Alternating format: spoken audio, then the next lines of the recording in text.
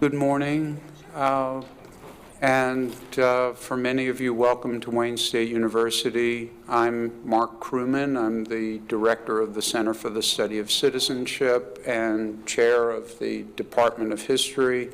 Delighted that you're here for the center's 8th and, alas, last conference.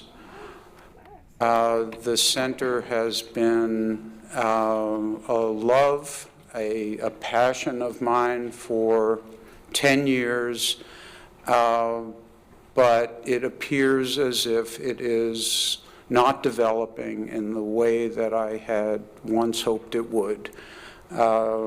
Things have gone awry in ways that I'd rather not describe, but it is unfortunately last and I hope successful conference of the center. And so without further ado, I'm going to introduce Janine Lanza, a member of my department, to introduce our keynote speaker on April Fool's Day. The center happily is flourishing. My passion is undiminished.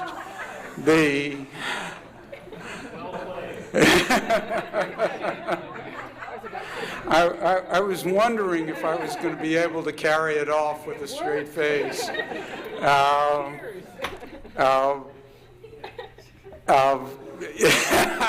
Good. I've never been able to do that before, but I figured what better venue for it than this. Actually, the center's work is broad and broadening. Janine is shaking her head at me like, you idiot. It has indeed been a passion for the last 10 years since I spoke the words out loud, and since the first conference in 2004. It has been an exciting ride, and I trust that it will continue for many more years as we've moved into research on citizenship and health, research relating to civic engagement and gerontology,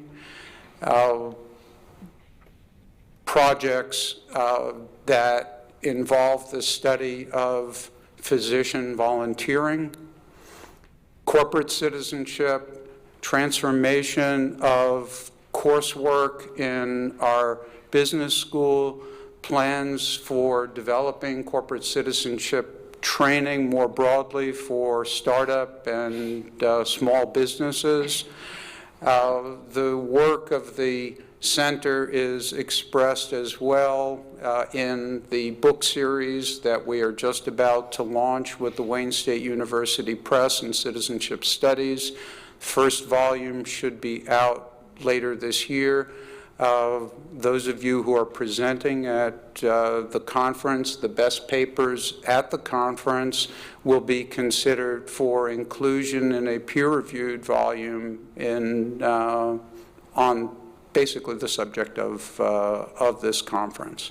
So it is, and which will be, I think, happily anchored by the work of our distinguished keynote speakers. This is very exciting to me to have you all here. And I'm done with the April Fool's jokes, but I trust that you will have the same smile on your face at the end of the conference, though a bit more exhausted than you are right now. So I'm delighted that Kathleen Canning is here, and to introduce her, my very dear colleague, Janine Lanza.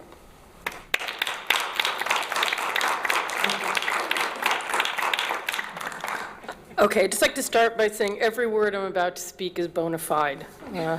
I do not believe in April Fool's pranks. I'm delighted to introduce today's speaker, Kathleen Canning, Professor of History at the University of Michigan. Kathleen is currently working on a project that examines citizenship, gender, and sexuality in Germany during and after the First World War, as well as the theme of social movements and social interventions in that period, which obviously meshes extremely well with the conference and the Citizenship Center. This current research project follows several important books, and what really distinguishes Kathleen's work and makes it so important for scholars is her really deft understanding and application of theory, particularly the theory of language analysis, then the way she meshes that with a historian's understanding of past events and lived experiences. Her first book, Languages of Labor and Gender, published by Cornell in 1996, won the Central European Book Prize for 1996-97. Some of her more current books on Weimar politics, gender theory, and citizenship include Gender History in Practice, as well as Weimar Publics, Weimar Subjects, Rethinking the Political Culture of Germany in the 1920s, which is forthcoming, or is it out? It's out. It's out, okay. Kathleen also has explored these issues in an extremely impressive number of articles appearing in journals and collected volumes. Her research has been supported by a slew of prestigious fellowships, including most recently a Michigan Humanities Award and a fellowship at the Freiburg Institute for Advanced Studies in Germany, as well as an NEH Fellowship, a German Marshall Fund Award, and a stint at the Stanford Humanities Center. In addition to her work as a scholar and teacher, Kathleen directed the Eisenberg Institute for Historical Studies, housed at the University of Michigan, which encourages interdisciplinary and collaborative study of the past, of which I was a very happy beneficiary. Her talk today comes out of her current book project, which is entitled Gender and Citizenship in the Aftermath of War and Revolution in Germany, 1918 to 1930. And Kathleen's talk today is entitled The Stakes of Citizenship, Bodies in the Aftermath of War and Revolution. Welcome, Kathleen.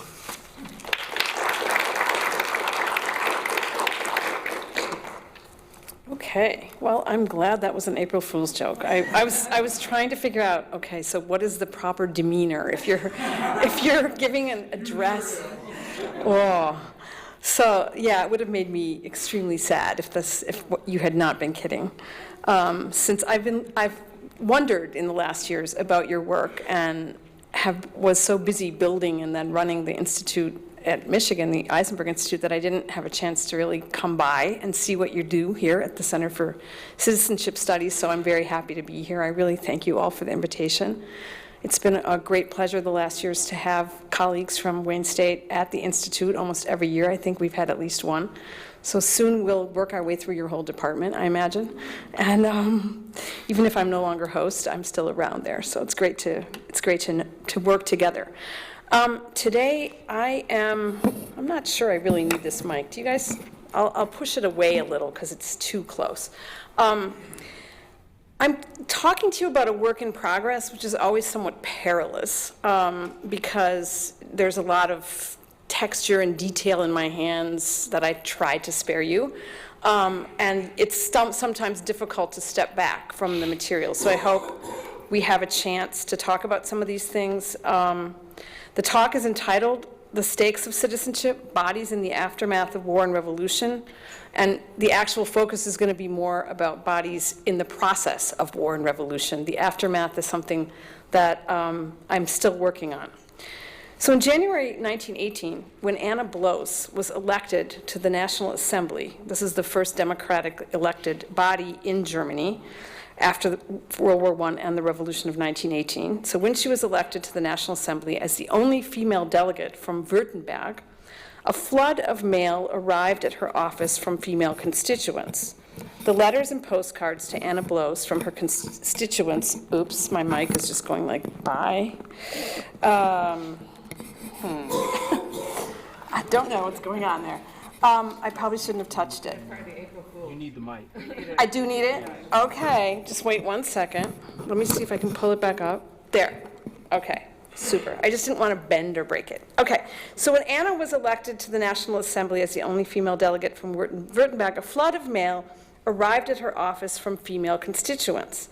The letters and postcards to Anna Bloss from female voters offer a rare glimpse into the hopes and meanings Germans assigned to citizenship in the wake of Germany's defeat, the November Revolution of 1918, and the contests over forms of governance that were still going on in January 1919. In the days and weeks after the revolution, Anna Bloss became a highly visible interpreter of the revolution's unexpected gift to women, the right to vote. Many of the letters reflected on the meanings of citizenship in the future tense, noting that Frau Bloss, along with other delegates, now had Germany's future in her hands. New women voters noted their own need for schooling in the exercise of citizenship rights, while others wasted no time in presenting their own claims and visions as newly named citizens. So this was kind of a find I stumbled into in the archives, these postcards and letters to this female delegate in which women had just been named voters, and they just wrote off to the first woman elected from their region saying, "Dear Frau Bloss, we hope you will do this and this," and it was really very exciting to find this. So, although the founding of democracy in 1919 marked a momentous expansion of citizenship rights in the history of German constitution writing, citizenship has been a largely absent concept in German history. This is particularly striking for the history of Weimar Germany, in which an unusually vibrant democratic political culture took shape, and when the stakes of both democracy and citizenship were extraordinarily high. Not least because of this absence, my own study has been informed from the start by engagement with critical studies of citizenship from other disciplines and historiographies. It's also been shaped by a longstanding interdisciplinary engagement with politics, culture, and gender in Weimar Germany, with students and scholars in other disciplines, literature, art history, film studies, and political science. So the challenge of my book project and some of my articles has involved less the application of an existing analytic of citizenship into my historical case study, but the work of crafting an analytic that actually opens up the history of Weimar democracy, not only to gender, but also to those realms of political culture in which the many crucial dimensions of citizenship were defined beyond political parties and parliaments. So there's no notion of citizenship at all in the history of Weimar Germany. It just isn't in the historiography at all. So I could have just adopted an existing and used it to work with the history of parliaments and parties, but I'm interested in politics well beyond that realm. So it's really forced me to push at the definitions of citizenship and craft kind of my own definition.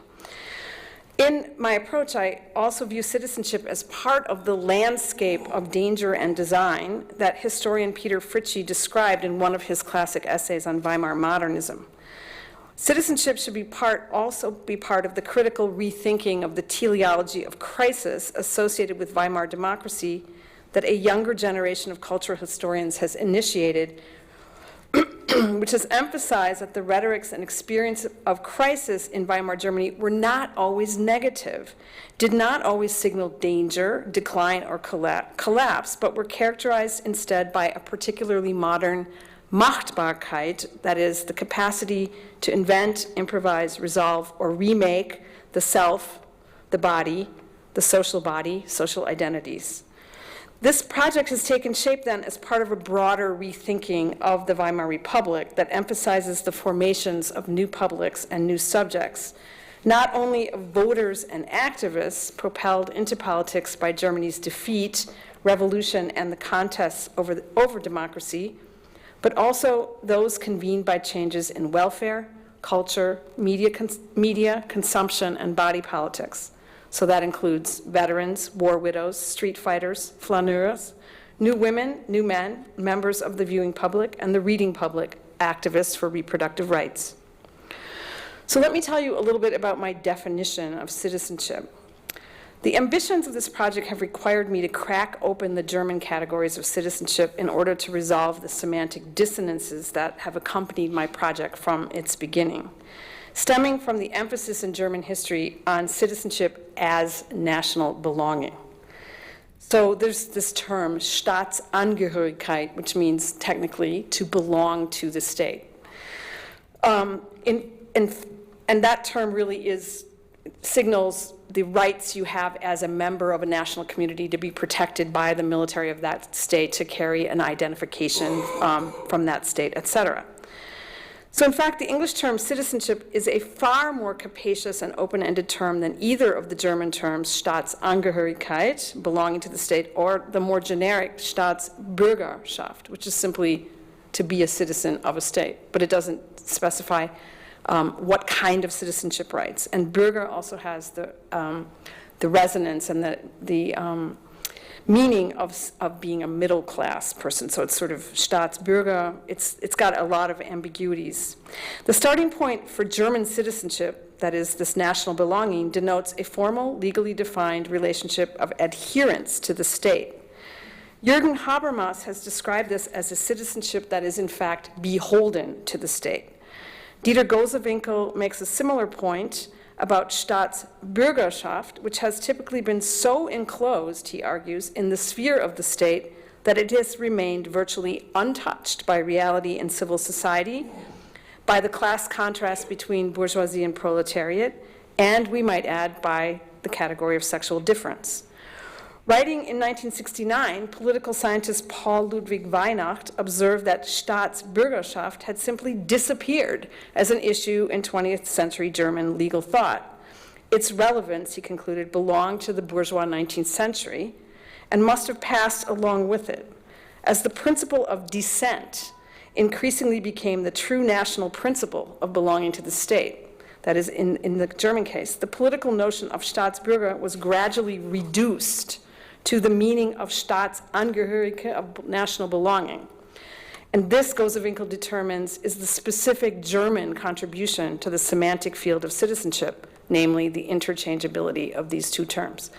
And what these mean for me is when I say citizenship, I have to use the English term when I'm speaking in Germany, because it does not work to use one of those terms. And precisely my point that you don't find a living, breathing definition of citizenship in 20th century German history until the fall of the wall is that this is exactly right. This term of national belonging and the sense that Germany's citizenship has been so overwhelmed by the history of the Third Reich and its extraordinary perversion of this principle of descent has really stripped the analytic vocabulary right out of the field that I work in. So I'm trying to put it back in. And then I'm trying to put gender in it and also embody it, so it really gets very challenging. So second, I've had to push on this analytical language of citizenship to identify the historically specific ways in which citizenship was gendered and embodied, a task for which there are virtually no models in German history. So I've taken my inspiration from literatures that are quite distant from my field, from the disparate studies, cultural studies, sociology, feminist and gender studies, US history, Latin American history, all of which have much richer and deeper theories and historical studies of citizenship. Both the history and theory of citizenship in the UK, those fields have seriously explored spheres beyond formal politics, especially those of consumption and popular culture, and more recently, sexuality and reproductive rights as sites of citizenship, but these studies tend to be rather focused on the contemporary period. So I've learned a lot from US historian Nancy Cott, who argues that women's citizenship was not a definitive either-or proposal. It was not the case that one was or was not a citizen, but she sees citizenship as a continuum of rights, expectations, and claims that she terms compromisable. In an historical explication of the difference between active and passive citizenship in the French Revolution, historical sociologist William H. Sewell views citoyenne as a term to conjure with, one that can't really be confined to its most rigorous legal definitions. Rather, citoyenne was packed with multiple ambiguous and contradictory meanings that became a focus of passionate political struggles. Approaching citizenship as a term to conjure with, or as a category of claims making, draws attention to the ways in which the experiences of citizenship did not always adhere to its discursive or legal prescriptions, making clear the importance of the intervening and acting subject in histories of citizenship. I'm also intrigued by the notion of intimate citizenships that Elżbieta Oleski has recently proposed in a book of the same name. This concept takes as a given the intersections between the private and public dimensions of individual lives. The concept of intimate citizenship shifts the focus to how subjects' private decisions and practices become intertwined with public institutions and state policies, such as public discourse on sexuality, legal codes, the medical system, family policy, the media, and others. The citizenship I am primarily interested in my project is that which is explicitly missing in the history of Weimar democracy, and I call it participatory citizenship. This term first refers to the legal terms of participation in politics, society, or culture, as spelled out first by the codes and practices of governance, that is law, administration, welfare, the military, and secondly, as prescribed by ideologies, norms, and knowledges and practices outside the realm of the state, those of science, medicine, or pedagogy, for example, that qualify or disqualify citizens based, or potential citizens based on their capacities for citizenship. Participatory citizenship encompasses, in the second dimension, the citizen's subjective sense of possessing rights, entitlements, and duties within a state, as well as the capacity of citizens and those with merely partial or incomplete citizenship to state claims that widen or alter the terms or meanings of citizenship. My study examines 3 moments. The current place I am in my book is the first half, examines 3 moments in the history of citizenship and gender in Germany during and after the First World War. So I turn now to my case study. The first is the inception of citizenship as a new language of social protest and claims making during the First World War.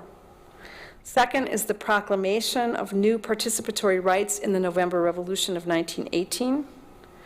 And third is their inscription of citizenship rights in the writing of the Weimar Constitution of 1919. The second half of the book then goes on to analyze what meanings these new citizenship rights had, both in the formal realm of politics and outside of them, which is very hard. I contend that citizenship had become a political language amidst a complex of crises on the home front after 1916. The material crises of distribution, of food, coal, and labor, the political crises of governance, of annexation and peace, and the so-called sexual crisis that conjoined disparate concerns about the birth rate, venereal disease, prostitution, and perceptions of female sexual licentiousness. Since our focus at this conference is bodies in relation to citizenship, and the relationship between bodies and sexuality is by no means a straightforward one, I will posit that the body, that these discourses, in a sense almost a panic about sexual crisis during and after World War I, rendered the body a new site of governance. The body as the visible or tangible location of sexuality would be cast as the site of intervention and repair. So as you might see, I'm trying to map the inception and then the inscription and instatement of citizenship onto a history of crisis and disorder, and then the process of reordering that takes place in the founding of democracy.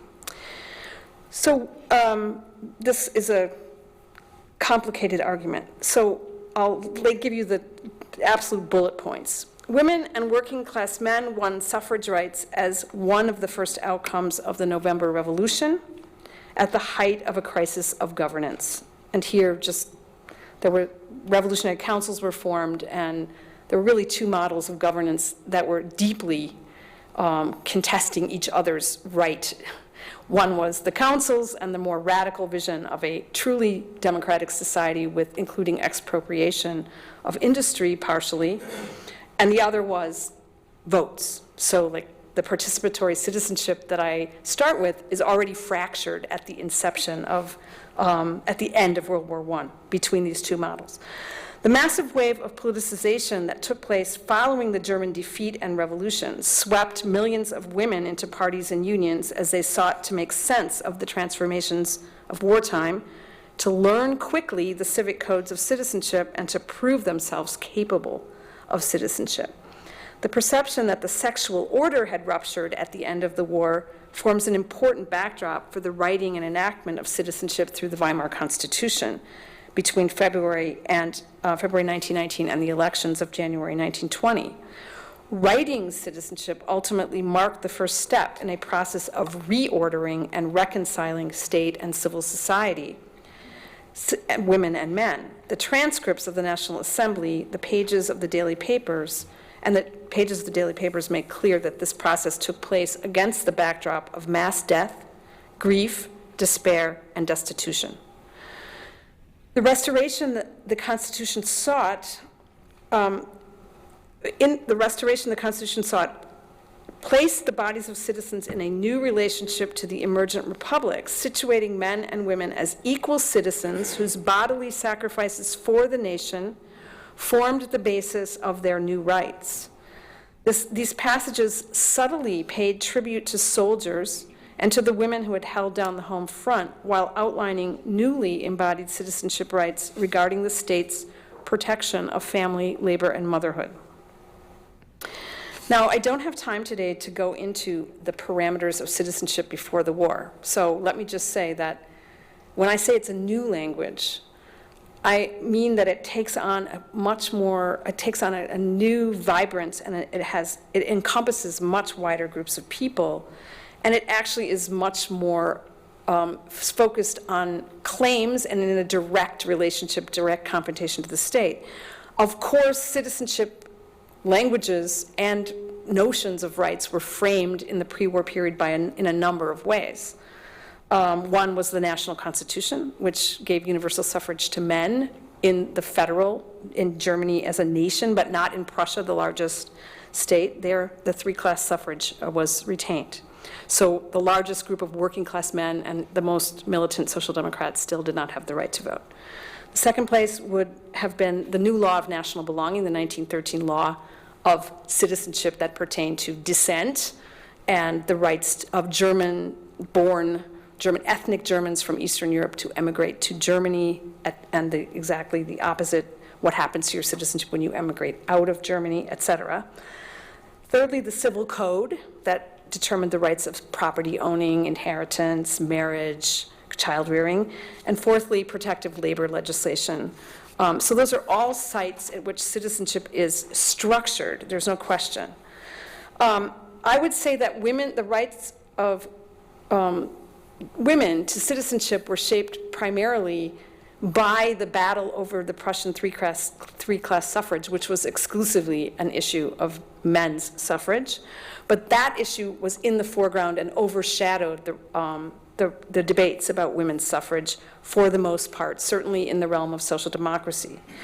The other important backdrop for debates about citizenship in the pre-war period was, of course, the international feminist movement that overlapped significantly with feminist pacifism, and that in which women, feminist activists from all of the European countries and the US communicated regularly, met yearly, and advocated female suffrage up until 1915.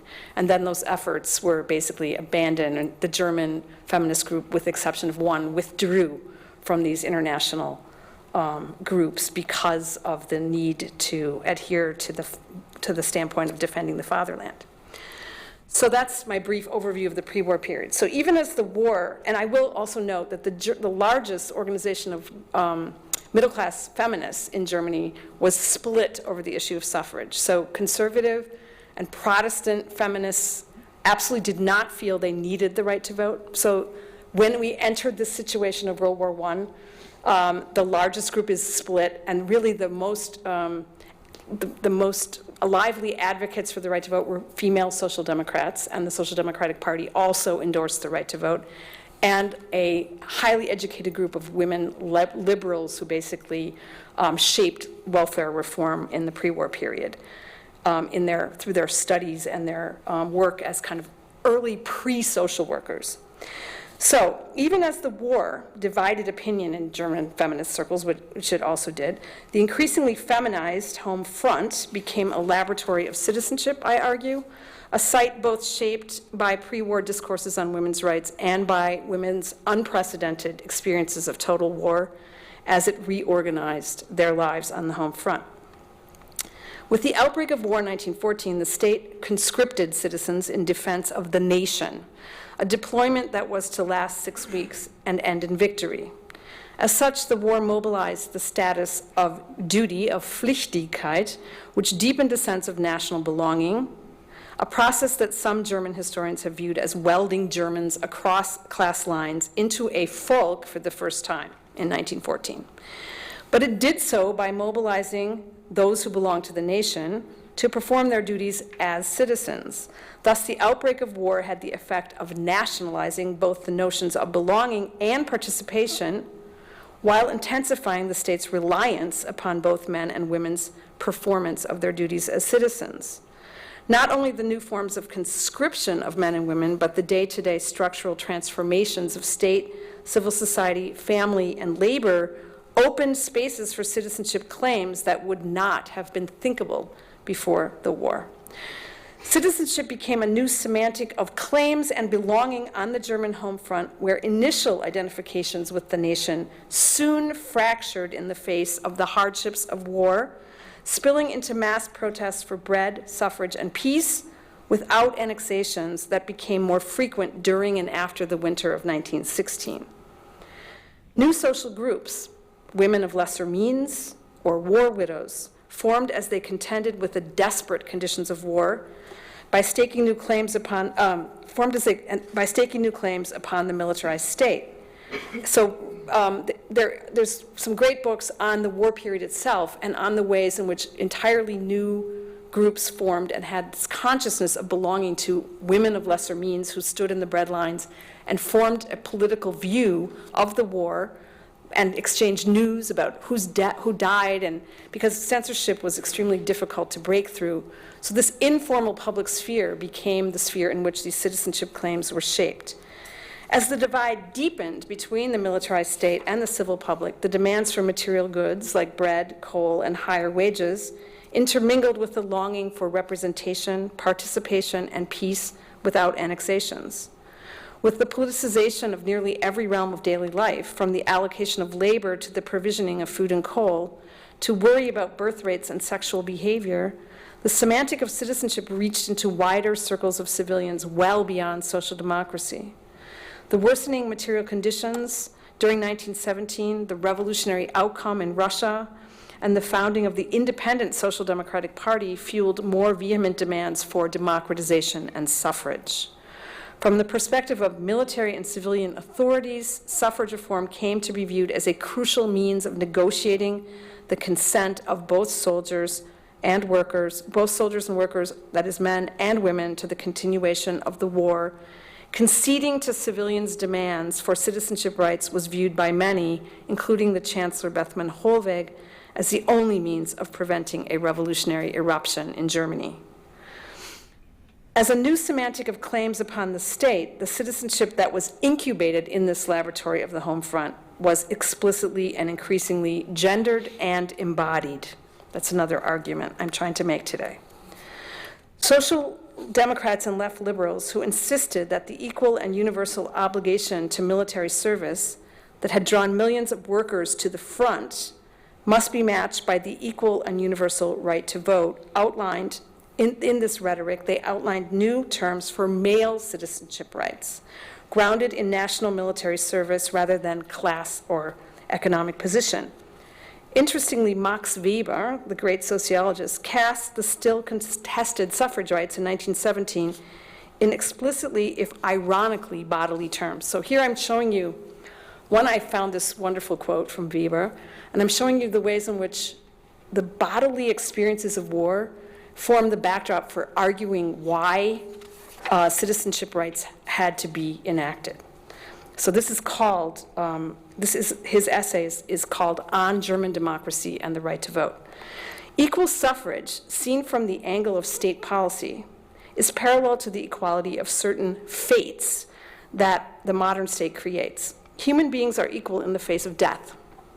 They are similarly equal with regard to the most inseparable needs insuperable needs of bodily life, these vulgar aspects of life, as well as those that are solemnly sublime, Weber, encompasses the equalities the modern state must definitely offer its citizens, the exclusively physical basis of well-being for a minimum standard of living, and of course the battlefield as a site of death. So this is the irony. In the face of the leveling effects of the inescapably hegemonic bureaucracy that has allowed the modern concept of Staatsbürger, of citizen, to emerge, the ballot is the sole means to endow subordinate subjects with minimum rights to deliberate and decide those matters of society for which they must be prepared to die. So that's Max Weber on the right of men to vote. The emphasis on citizens' equal service as the basis for equal citizenship rights in the deliberations of 1917 certainly referred to men at the front, but it also had important implications for women who had joined the war efforts in unprecedented numbers, whether in the National Women's Service, in the munitions factories, or as nurses at the front. So we have highly organized women in battalions of all of these service sectors who are looked at as the female soldiers on the home front. However, inadvertently, the state authorized and rewarded a new public role for women in wartime, reviving and rewriting pre-war feminist claims for equal rights, which were taken up by ever wider circles of politicized women as the war dragged on.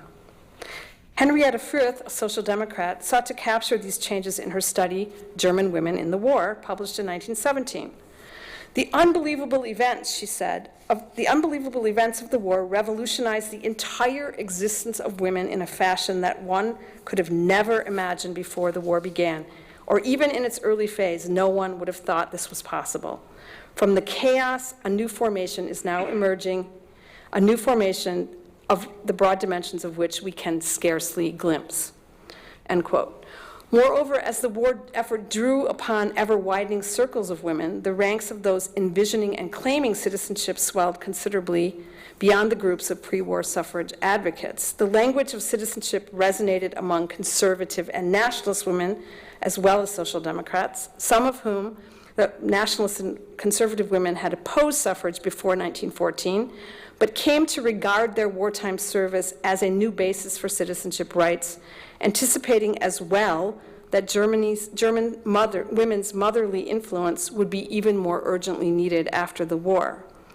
As much as conservative or religious women's groups may have forsworn notions of equality or emancipation before 1914, the conduct of war and the gendering of its two fronts opened an experiential chasm between women and men in which visions of citizenship began to take shape. In the view of conservative Ilse Rieke, the citizenship that formed across this divide grew out of the female expertise acquired in contending with the bodily and social effects of the war. Quote, "For all of our efforts as citizens and patriots aim to work against the outcomes of the war by dressing the wounds of soldiers, caring for the crippled and maimed, comforting the widows and orphans, rebuilding the homes that have been destroyed," end quote. Elizabeth Zilliken, active in the circles of Catholic social reform and writing about women's citizenship obligations in 1916, took stock of the war's bloody toll, which had become palpable not only for working women, but also for those who had not been drawn into war production. For housewives, too, the toll of the war is palpable, she said, am eigenen Leib, in their own bodies. For even the smallest rural household is inextricably connected to the economic system of the whole country, something that many women only came to realize during the war. Proposing that there was virtually no space where citizenship was irrelevant, Zilliken emphasized that the family is no longer a circle closed unto itself. Rather, hundreds of threads connect the circle now to public life and pull the individual members into the public. Dr. Marie Baum, a former factory inspector and future delegate of the Democratic Party to the Reichstag, suggested that the lazarettes had become schools of both social expertise and citizenship for many young women, emphasizing the need to politicize the life forces, those were her words, politicize the life forces, people's health, nutrition, and education by training those who oversee them. Not only had new spaces opened on the home front for middle-class women to supervise the sphere of the social, but the war also dissolved all divides between the private households and political economy, individuals, and nation-state, prompting middle-class women to reimagine the terms of their participation in both politics and the social.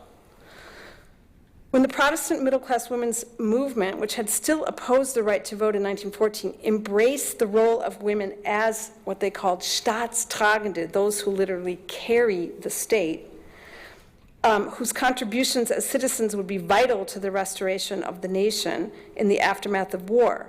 Social democratic and radical pacifist activists spoke a language of rights and anticipated participation in a revolutionary transformation.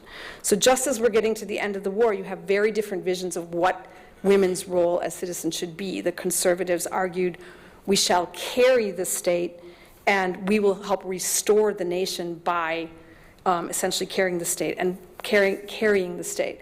And I will also note, because I won't be able to cover that, that some of them really despised the fact that they received these rights through a revolution. So they said, you know, it's horrible that we got these rights through a revolution, but we will seize them and use them to save the nation, basically, from those very revolutionary forces.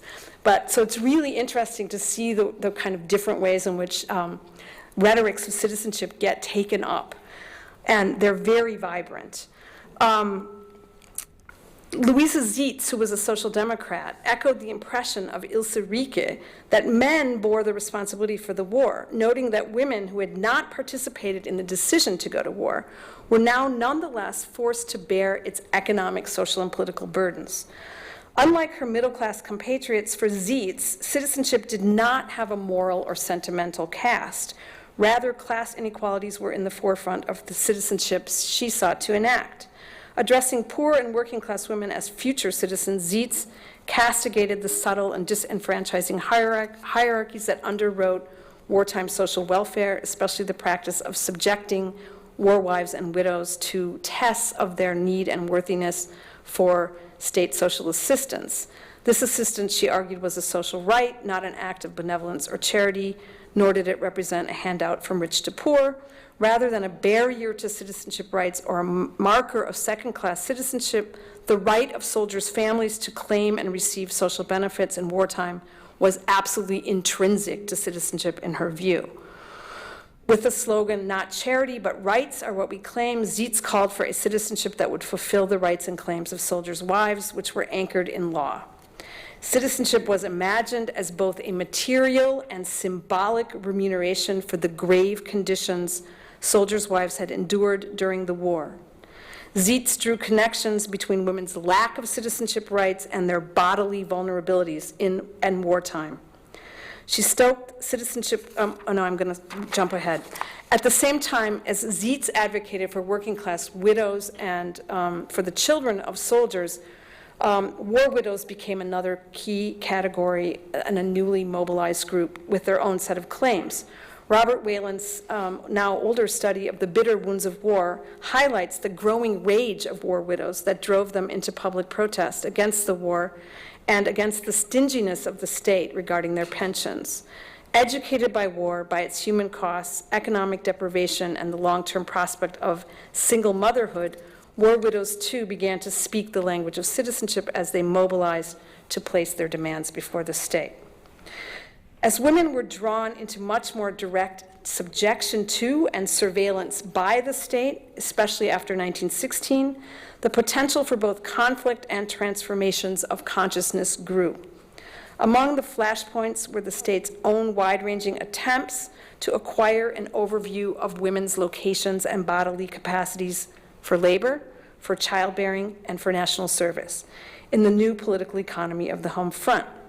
The state's own desire to render women identifiable, accessible, and deployable was an undertaking that was impossible for female civilians to ignore, whether appeals to women as volunteers or in the contemplation of more coercive measures, such as the forced internment of female laborers for work in agriculture and in the intensified surveillance of soldiers' wives, particularly of their sexual lives on the home front. New spaces of consciousness, negotiation, and subversion arose as female civilians became aware of their own indispensability to the militarized state.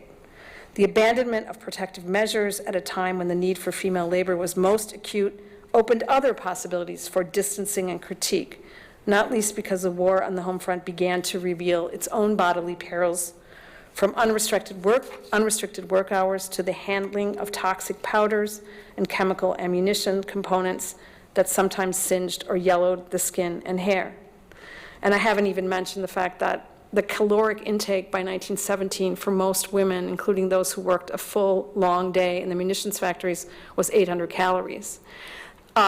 I think it was 200,000 civilians died of hunger on the home front during World War I. Many of them, these women who were holding down these munitions jobs. And there's many descriptions by women of like nursing their babies but not having any milk and watching their babies die at their breasts.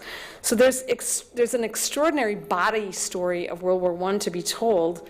And as historian Karen Hausen has noted, the kind of suffering of women has never been written into the story of the war. It's just kind of always a separate story, and it doesn't have much to do with kind of the real dramas of World War I. The effects of censorship and restrictions on women's right to assemble under military rule were yet another issue, and they were the constant reminder of the lack of participatory rights. And this was actually often a kind of life and death issue. The circumscription of civil rights inhibited more than potential political criticism of the war, but also stifled the sociability of survival on the home front, those exchanges of everyday knowledge and information that took place as women bargained on the black market in bread lines or shared news of troop movements or reports of the fallen. So what I'm arguing here is that as the state grew larger and was present in every realm of life, so whether it was surveillance or distribution or regulation of the market or regulation of the hours of work, women they fell under the view of the state and the sort of policies of the state, and they thus also responded to this transformed attention in all the realms of their life by staking these new claims. It's kind of my argument. I'm watching the time. As a laboratory of citizenship, the home front also became a site of perceived gender disorder, or in more explicit terms, of sexual crisis. Debates about the sexual question and perceptions of sexual crisis swirled through the Central European milieus of social, medical, and hygienic reform during the first decade of the 20th century, laying the groundwork for the discipline of sexology and crisscrossing with eugenicist concerns about population quality and quantity, with radical feminist campaigns for free love, the first stirrings of a movement for homosexual emancipation, and a lively birth strike debate among German social democrats on the eve of the war.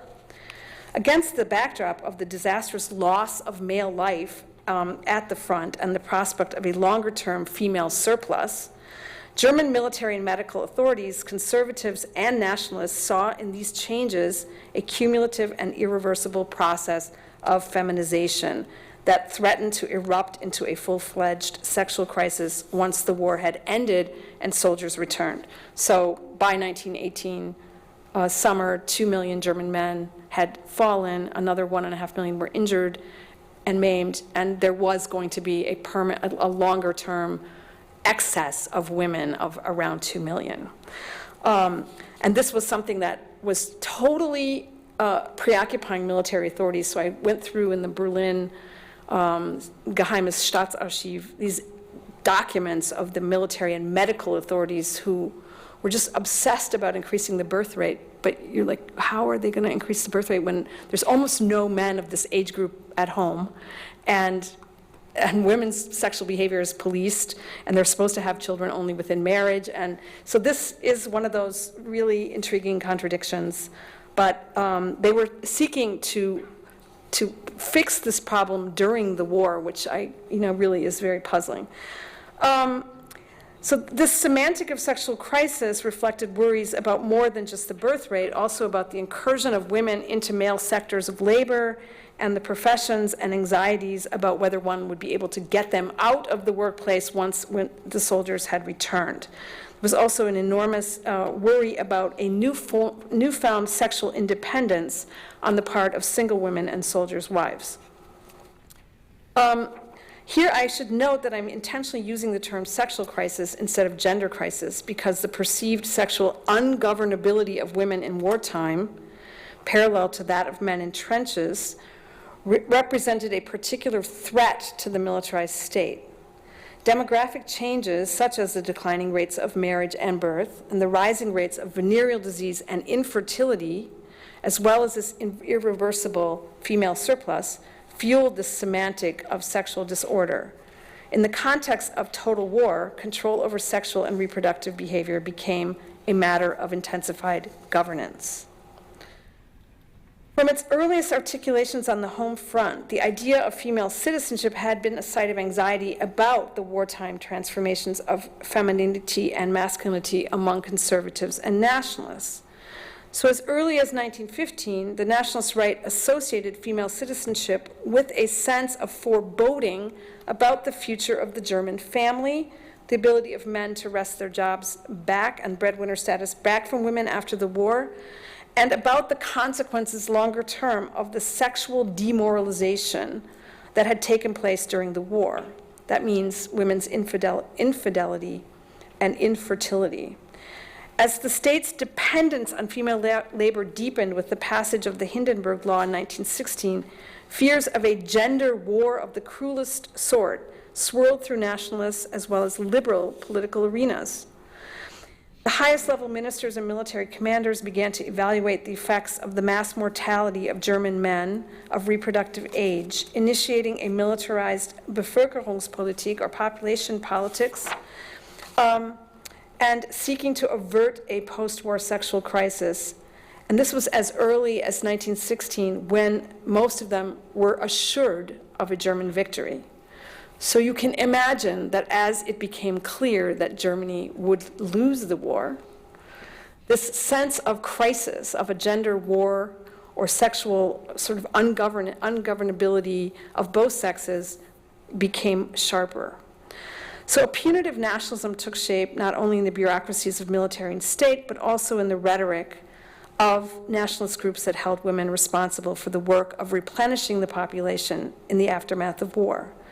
This took very specific forms, such as calling for a fundamental reckoning with the political women's organizations, which were blamed for favoring the development of free personalities over the duty to conceive, give birth, and raise children. Calling up the memory of the birth strike debate of 1912, nationalist activists speculated that radical feminists and socialist critics of the war were able to disseminate information about birth control through women's informational networks on the home front.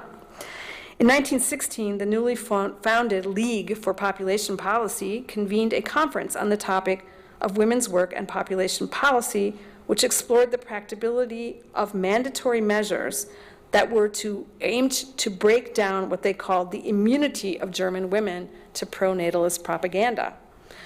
Wartime population policy increasingly centered on the spread of venereal disease from soldiers to their civilian wives and back, and on the obviously widespread use of contraception by women and men. The Reichstag Committee on Population Policy convened 10 sessions in 1918 to address the urgent matter of venereal disease in the troops and in the entire folk, concluding that the prevention of conception should now become an offense punishable by law.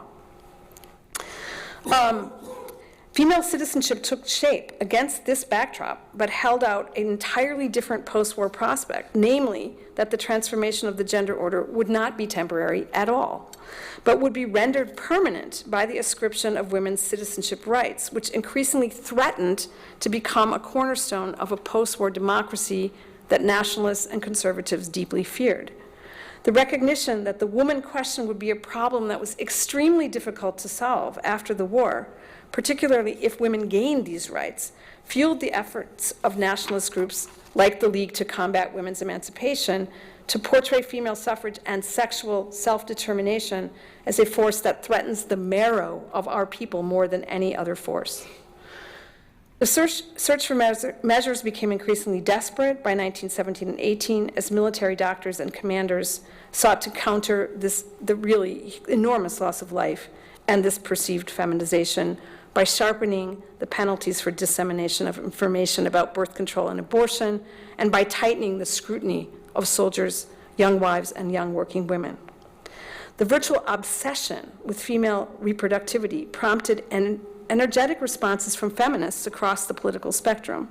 In the second volume of The Sexual Crisis, Grete Meisel-Hess commented sardonically on the endless sea of words that poured out on the question of the population loss already in the second winter of the war, and on the scapegoating of the women's movement regarding the declining birth rate. This is my last quote, and then I'm going to move to conclusion.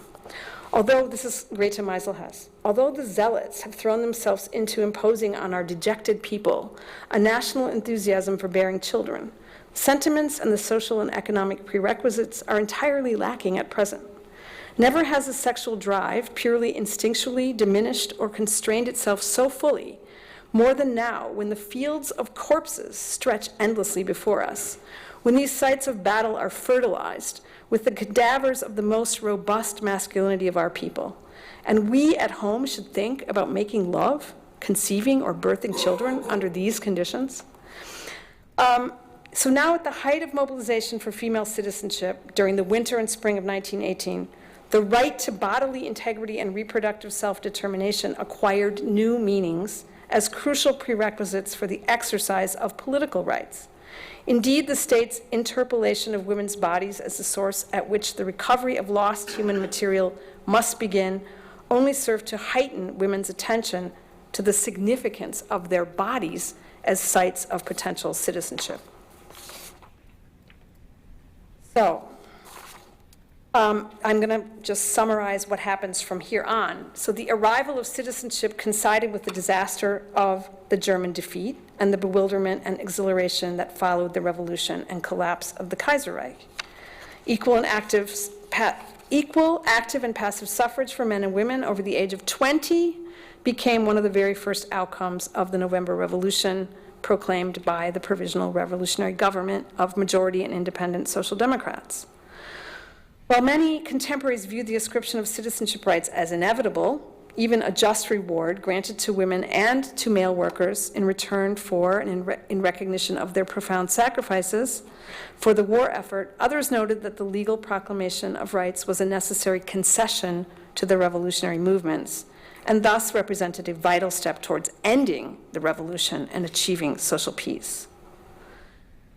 And what goes on after this is that we see an incredible outburst on the part of energy and imagination on the part of feminists from all of these different sectors about what this right to vote means, and the backdrop of war and of these experiences I've been describing and these discourses about the female body and reproduction were very formative of their understanding of their citizenship rights. So one of the most prevalent tropes in sort of women's reflections on, okay, we have to make these rights, we have to enact them, we have to learn how to practice them, we have to teach all these uneducated women how to vote, how to be citizens. A constant trope is that this newly won right rests on the graves of 2 million men, that we are voting essentially to, in a sense, to come to terms with this extraordinarily and, we have to say, a traumatizing experience. So they talk about voting rights in terms like this. What kind of female suffering do these figures encompass, those who have to vote? What kind of anguish on the part of mothers, wives, lovers, daughters, and sisters can be expressed here? Germany has been drained and stripped of its riches. It's now a pawn in its enemies' visions of revenge and hatred, so they're anticipating already the punitive terms of peace. And precisely in these grim times, women acquire the right to vote. So if I go on to tell you that women voted in huge numbers, it was like 85, 87% participation rate in the first election, and a similar rate in the next democratic election, which actually sent 38 delegates to the Reichstag. After this, the participation of women in elections remains high, but they don't vote in ways that progressive or social democrats had wished. They tend to vote very much in political milieus in which they were formed. So we see a large mobilization of conservative women voters and Catholic women voters, for example. So this is part of why I move outside in the next part of my book of this realm of formal politics to actually assess the ways in which citizenship as it is written, in a sense, the various codes, especially those pertaining to family and including unwed motherhood, to family motherhood, property ownership, and child rearing, and so on, really seek to reorder this gender, to reorder the gender relations that have been perceived as having gone awry, and to kind of alleviate a perceived sexual crisis by, one, offering state support to the family so that in both hygienic and material terms, and another, just kind of reaffirming that women's bodily contributions to the nation are valued and are most directed towards motherhood. So so citizenship takes shape in crisis. It is a vital part of the reordering of the founding of democracy, which is not what I had hoped to find when I set out. And finally, I'll just let you know that I'm going to read you my last paragraph because I want to give you just a glimpse of what else I'm trying to do with it in the second half of my book. The naming of women as citizens, even if intended to modernize yet reorder gender and sexuality, set into motion processes that neither law nor realms of formal politics could ultimately contain. Not only was citizenship not containable within the strictures of the Constitution, but competing notions of citizenship jockeyed to fill the unprecedented vacuum of political power that was created in the early years of the Weimar Republic through constant elections and changing governments. Citizenship also authorized a different presence of women in public, and I think this is its real significance. Transforming female figures, even those not explicitly positioned in politics, into objects of anxiety and unease, now in particular because they were not just in public, but they were citizens. Even if we know that they didn't always do disruptive things with those rights, the perception that they could not be sent back into the home is partially shaped by the fact that they actually gained these rights. It is significant that none of the visions of citizenship bandied about in the National Assembly made a pretense of universality.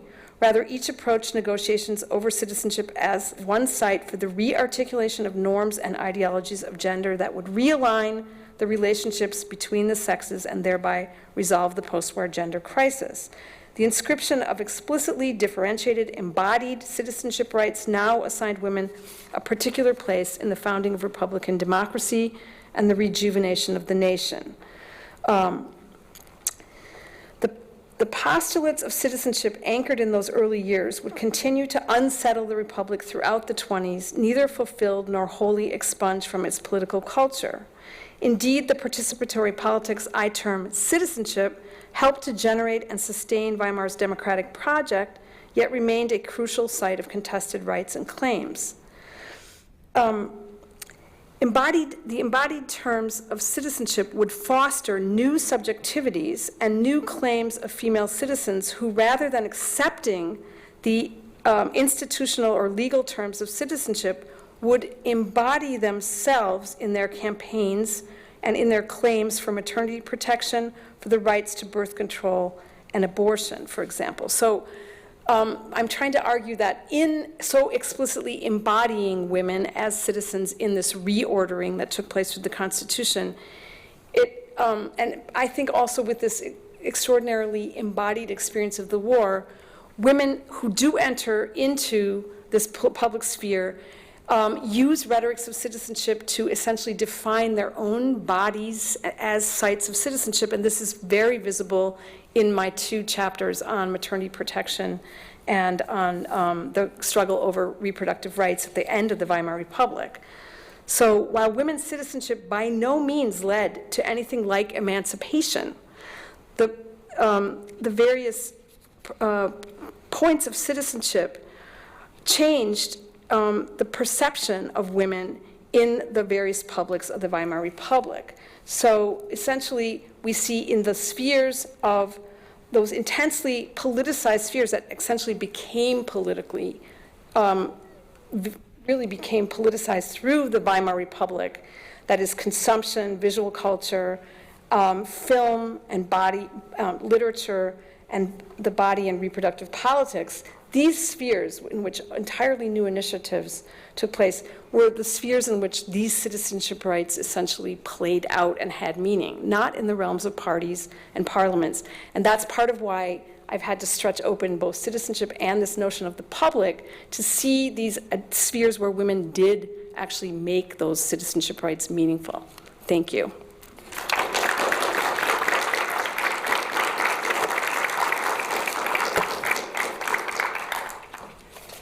So, I think we have a couple minutes for questions, and then we'll continue the conversation over lunch at McGregor. That's not a joke. I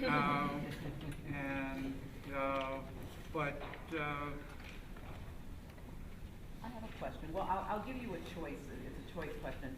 One is, would you like to answer a question about applying what you said so wonderfully to a contemporary context, or would you rather me give you a question about your actual? well, no, let's try that. Because, let's try the first one, because I think about that a lot. And I think about a lot what it means that citizenship rights almost never really are the most meaningful in the places where they're supposed to be located. But yeah, so let's try it. Well, the first question, which I'll mention to you in McGregor, if there's really food there, is dealing with rural versus urban. But the question I had that came just as you were concluding, I was like, wow. When you said that the women themselves were using their bodies and saying, you know, right. We're going to use our bodies and all the various ways we're thinking about it to redefine or make a claim about our citizenship. And I was thinking, wow, you know what, in American contemporary culture, at least in my contemporary culture, I've grown up, you know, thinking about citizenship in the terms of abortion rights. You know, right. The state can't have my body, and in, you know, in a more contemporary sense, you know, with gays and lesbians saying, look, you know, this is my body, this is my sexual behavior, how dare the state try and jump in? So I guess I'm wondering how you see what you're arguing here, maybe perhaps into being similar or different to these kinds of more contemporary claims that all sorts of people are now using their bodies as a way to say, this is who I am, keep your hands off my body. I mean, I will say that you know, you sort of are constantly dazed by the fact that these struggles continue, that they never are resolved, and that we're in a moment politically in the United States in which, despite the supposed opposition to the state's expansion, we have this extraordinarily enlarged apparatus of policing that is inserted over the poor and women, our bodies. And so, you know, you think about like what kind of crisis situations foster that like boundary drawing. So you think about immigration in the same terms, the immigration debates. So it does feel, to me, I do think there are lessons to be learned that, and I think that my own work has always, you know, prejudices me strongly in these, when I live through these things myself. So yes, and I think that in a sense, I don't want to essentialize women, but I really want to not do that, but it's very hard to overlook the fact that citizenship for women is always, it never can escape the body, let's say, because of the way in which the state, you know, interacts with the female body in the sort of interpolation of the duties and rights of citizens. So one of the most important campaigns for full citizenship rights for women is probably the struggle over abortion. So that is sort of, in a sense, something that I think is, you know, I wish it were not the case, but it seems like it's going to be the case for quite a long time. Secondly, I would just say, like, for me, as a German historian, the other, other people would say, well, what does this have to do? Okay, so you've analyzed, how women became citizens in this kind of amazing moment of chaos, of the defeat, revolution, founding democracy. Then there's this extraordinary Weimar culture in which there's all kinds of opportunities to express oneself in public, including embody oneself in all kinds of new creative ways. But what does this have to do with citizenship since then? Like, the Nazis obviously stripped citizenship of any of its, basically undid all of the kinds of possibilities for claims making. So if I define citizenship that way, there is no citizenship in the Third Reich. There is a heck of a lot of the citizenship of national belonging and through the terms of descent. But I personally think the feminist sort of upsurge of the 70s harkens back to Weimar sexual politics and the sort of this very strong sense of an embodied self. And, it's international too, but there's a certain German take on it that reinscribes a kind of Weimar notion of embodied citizenship that also contests the Nazi legacy. So just bringing it close to a case I almost know better than my own. Yes, Janine? One of the things that seems really interesting and fruitful in what you said is the way that women are able to make a claim of citizenship based on their personal suffering and experiences during the war. And that sort of struck a chord with me because so much of historical examination of women's citizenship rights is around the idea of mothers being citizens. Right. Short and Republican motherhood. And so this seems to really move away from that. And I wonder if you could talk about whether that particular argument comes out of the revolution, which is arguing a class-based, less gendered idea of citizenship, or if it's a rejection of the government in the war trying so hard to define women as mothers. And so when this new government, this new regime comes out after the war, women are rejecting it. And is there a group, maybe these conservative or Catholic women, who are trying to reappropriate citizenship by saying, well, yes, we suffered in the war, we can all attest to that, but maybe we should think about citizenship and motherhood as a more constructive relationship to the German state? Yeah, I'm absolutely, if I look at the spectrum of gendered Weimar citizenships, we have a strong presence, not just of Catholic women are very complex because they're conservative, but in fact they are the biggest advocates and some of the most, the most impressive experts in the expansion of the Weimar welfare state. They're not for reproductive rights, but they are for the amelioration of poverty and inequality. So there's always a dual side, and they're definitely advocates of a new, reinvigorated maternalism.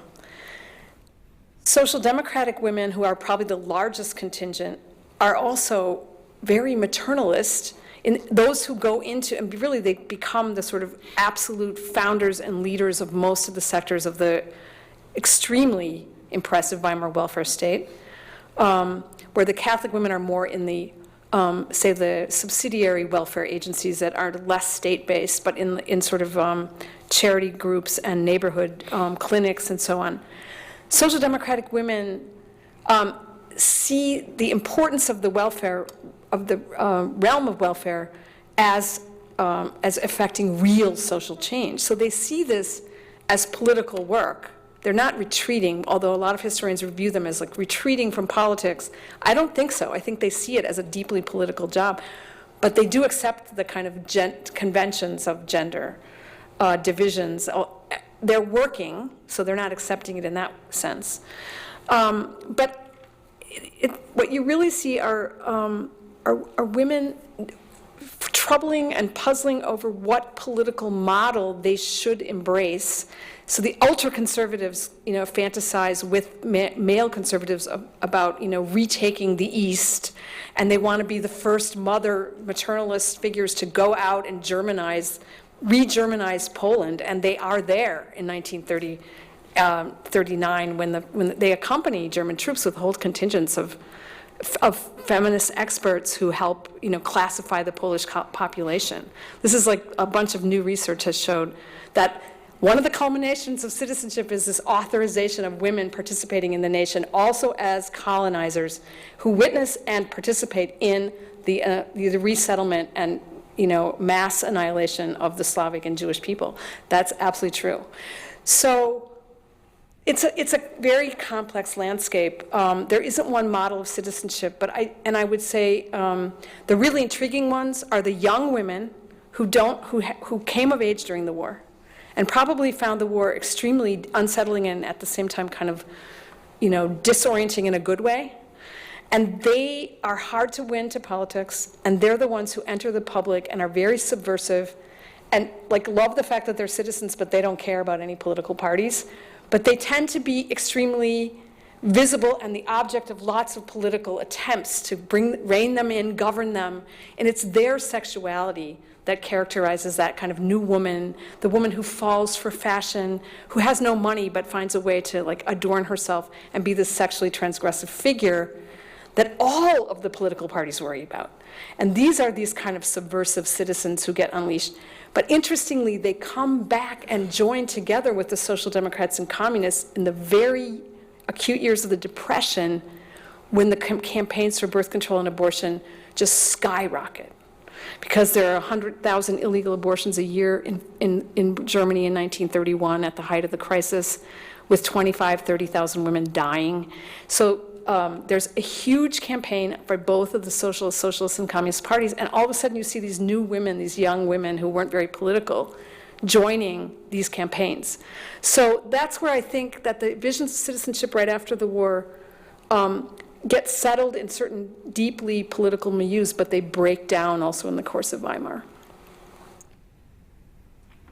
There were more questions. Kathleen Canning, for a terrific talk today.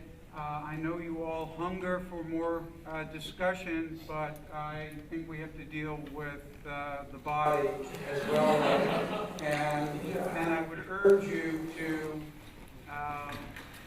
come to lunch to continue the conversation. And I'll be around the whole time, so I'd love to talk to any of you. Thank you.